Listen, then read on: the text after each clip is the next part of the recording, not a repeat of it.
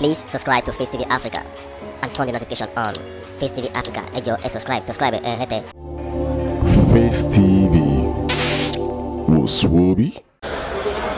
Of our people who have been honored today, I respect you all. And the simple ladies and gentlemen, I want to formally welcome you to this event. I want to thank you for making this event a resounding success.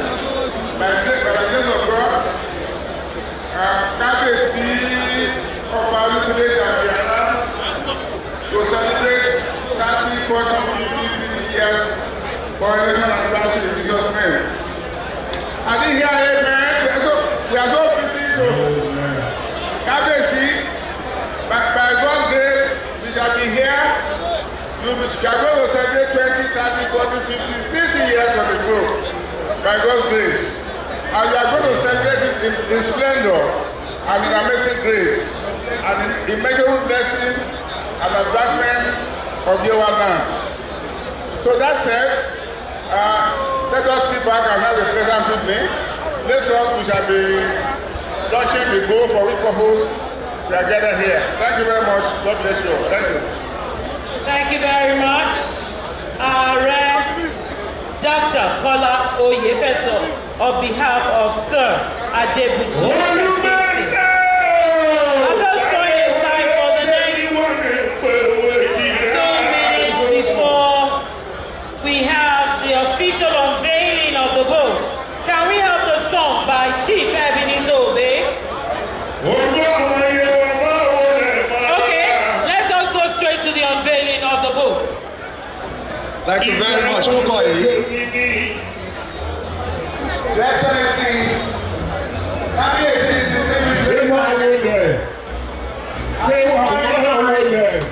I'd like to invite the representative of Alhaji Aliko Dangote, who is here represented by Engineer Tuko Mtawa, who is the chief of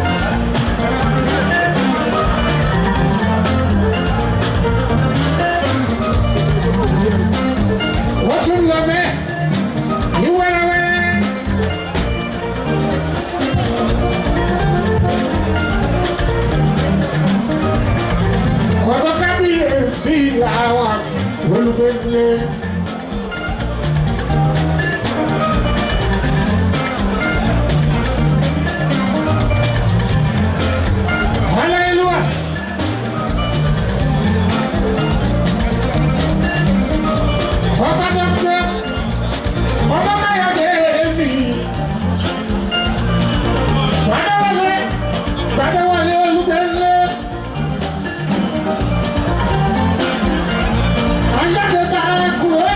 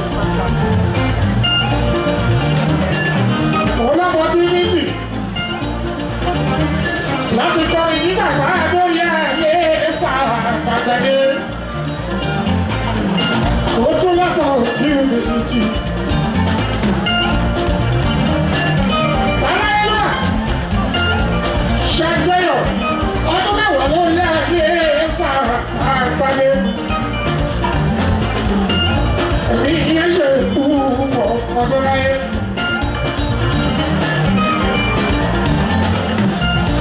Ìgbà yẹn, ó jẹ́ ìwọ ọmọ ti ìlú Èkó.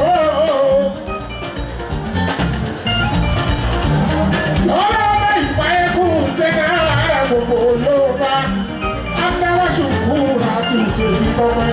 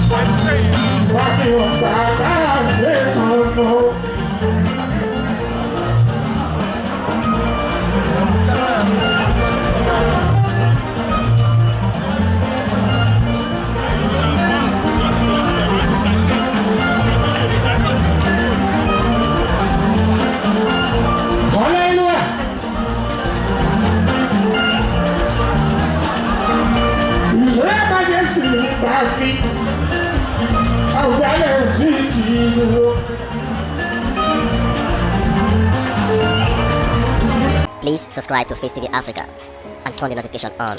Facetv Africa, ẹ jọ̀ọ́ ẹ subscribe hete. Face TV was Swoby.